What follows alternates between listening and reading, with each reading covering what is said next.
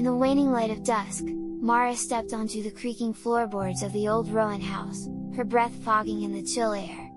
Every surface seemed layered in dust and half-forgotten memories, the wallpaper peeling like dry skin. A single bare bulb hung from the ceiling, casting warped shadows that danced at the corners of her vision. She had come seeking solitude and escape from the chaos of city life, but the house already felt alive in its silence. As she unpacked her bags, she thought she heard a faint, almost musical whisper floating down the hallway. By midnight, the whispers grew clearer, soft laughter echoing just beyond her door. Mara spun on her heel, convinced someone had followed her inside, but the hallway remained empty. She flipped on her flashlight, and its beam landed on a dusty family portrait, her own face staring back at her, framed by unfamiliar strangers. Her heart stuttered as she realized it wasn't her reflection, it was a snapshot from decades ago. The camera behind her in the portrait was still there, hanging by its frayed cord.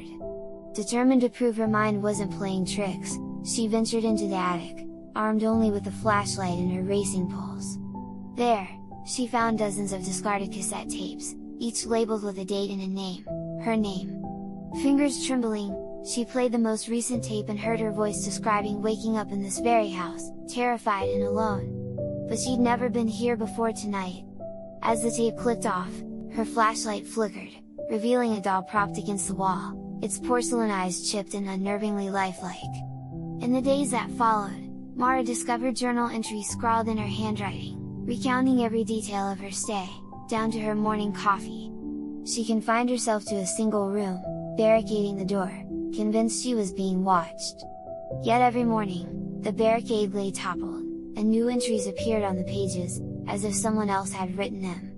It wasn't until she checked the reflection in the window that she realized the truth: the face staring back at her was pale, hollowed, and inhuman. She was not alone in the mirror, but sharing it.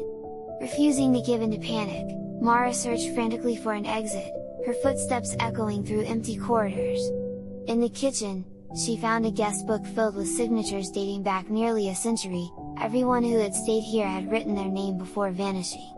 The last entry, scrawled only hours ago, read, "We belong here now." A cold draft swept through the room, and the kitchen door slammed shut, plunging her into darkness. When she forced it open again, the house was spotless, as though it had never been lived in at all. Her phone buzzed with a single, chilling notification, a photo message of the house's exterior, taken from inside, with a timestamp 1 minute ahead of the current time.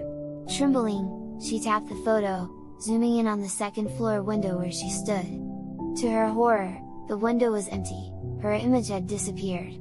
The notification simply read, "See you soon," and she realized the photo was not a warning but an invitation. Late that night, Mara heard the whisper again, closer this time, right behind her ear. She froze, willing her heart to slow, but the breath in her ear was colder than death itself. Gathering every ounce of courage, she turned, and there she was, the pale reflection from the attic mirror, her own face almost smiling. As the temperature plummeted, Mara felt herself slip away, her last thought a simple, brutal realization: she had been the house's newest resident all along, and there was no escape from the Rowan house.